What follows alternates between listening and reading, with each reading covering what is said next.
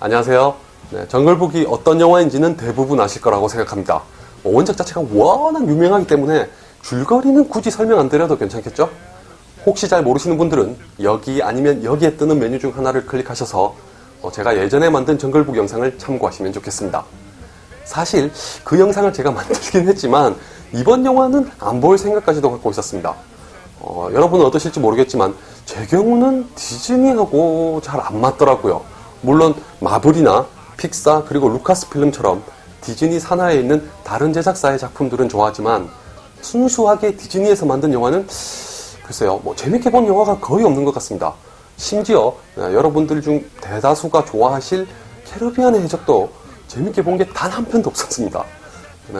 굳이 이유를 꼽자면 디즈니 특유의 밝고 경쾌한 분위기, 그리고 명확한 선악구도, 뻔하디 뻔하다고 할 수 있는 해피엔딩, 이런 게 제 취향은 아니더라고요. 물론 그런 영화를 좋아하시는 분들 계시겠지만 제 취향은 아니라는 거니 존중해 주셨으면 좋겠습니다. 그래서 특히 그 디즈니에서 만드는 애니메이션들 있죠. 라이언킹이라거나 미녀와 야수, 신데렐라, 인어공주 단 한 편도 재밌게 본 적이 없습니다. 그렇다 보니까 정글북 역시도 기대를 하지 않았죠. 왜냐하면 아시다시피 정글북도 이미 디즈니에서 애니메이션으로 만든 적이 있고 그 애니메이션도 제 취향은 아니었기 때문에 큰 기대를 하지 않았는데 바로 그것 때문에 이번 정글북 영화는 굉장히 의외였습니다. 일단 이 영화를 그럼에도 불구하고 봐야 하는 이유가 있었다면 딱 한 가지였죠. 제가 만든 영상에서 설명했던 것처럼 모션 캡처와 포토리얼리즘으로 탄생한 영상 때문에 아이맥스에서 꼭 봐야겠다 이런 생각을 갖고 있었습니다. 그런데 하필 이번 주에 아이맥스 영화가 두 편이 동시에 개봉했죠. 워크래프트 그리고 정글북.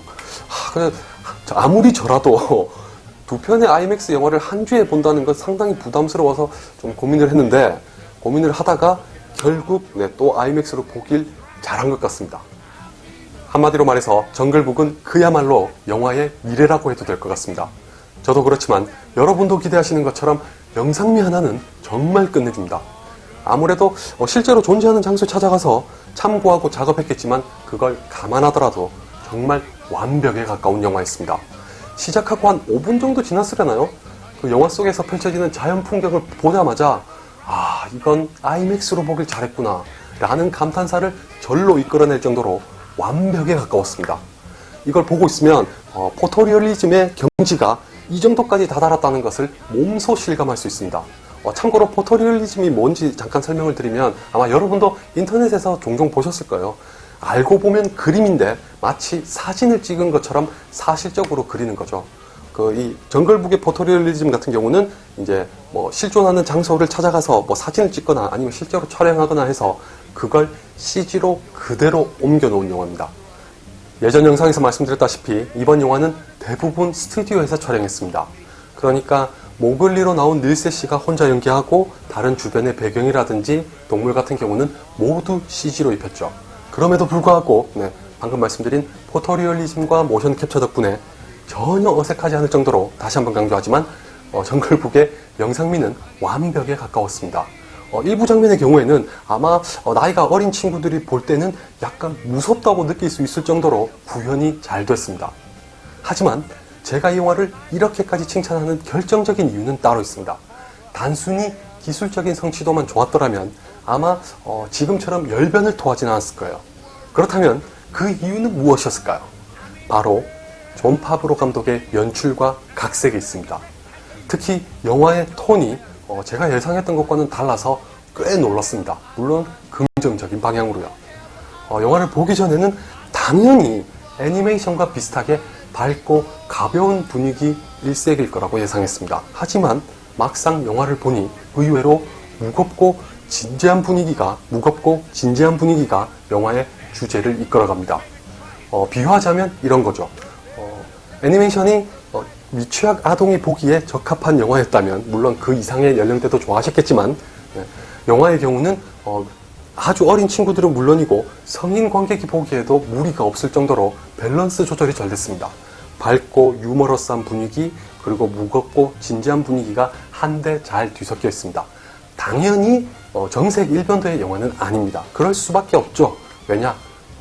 정글북이라는 작품 자체가 가족 관계를 최우선으로 해야 하기 때문에 그럴 수는 없습니다. 대신에 그런 두 가지 분위기가 적절하게 잘 섞여서 이 영화를 처음부터 끝까지 그리고 주제까지 품은 채로 잘 전개하고 있습니다. 톤은 약간 다운됐지만 기본적인 이야기는 애니메이션과 같습니다. 정글에서 자란 모글리가 동물들과 함께 어울리지만 끝내는 자신만의 정체성을 찾아가는 과정을 다루고 있죠. 그런데 영화는 이 이야기를 조금 다른 방향에서 접근하고 있습니다.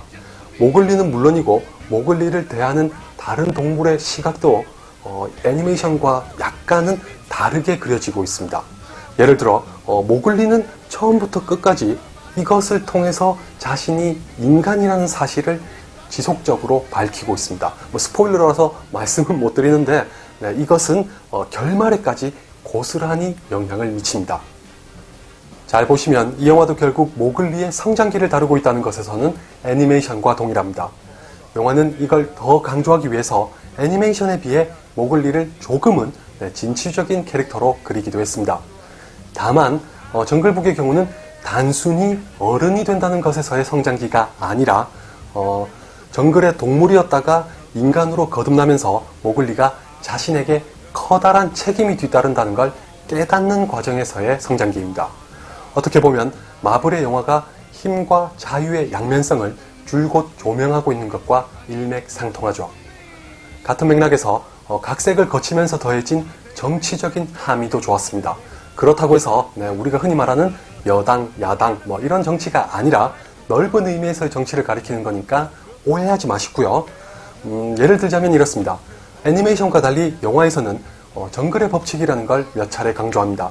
이 정글의 법칙을 다르게 보자면 많은 사람들이 따라야 하는 하나의 구속력을 가진 사회적인 제도나 전통 또는 법적인 기준이라고 할 수 있겠죠.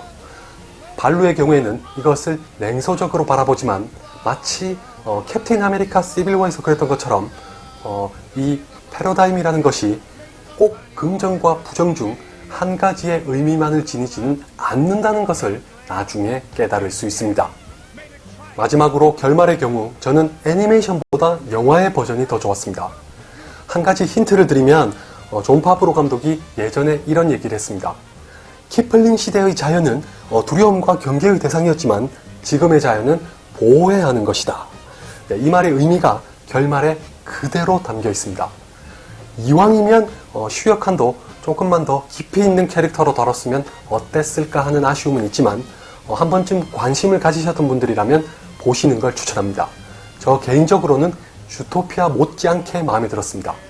3D 효과도 좋으니까 IMAX로 보셔도 후회하지 않으실 겁니다. 혹시나 후회하시더라도 저한테 돌은 던지지 마세요. 그럼 이것으로 정글북의 리뷰는 마치고 공지 아닌 공지를 전해드리도록 하겠습니다. 이번 주에는 유독 리뷰하고 싶은 영화가 많다고 했는데 결국 컨저링2와 본투비 블루는 아마 건너뛰어야 할 것 같습니다. 아직 보지도 못했고 다음 주에는 또 더 바빠질 것 같아가지고 죄송하지만 생략해야 될 것 같습니다. 혹시 기다리신 분들이 계시다면 심심한 양해의 말씀을 전합니다. 그럼 이것으로 저는 물러가도록 하겠습니다. 안녕히 계세요.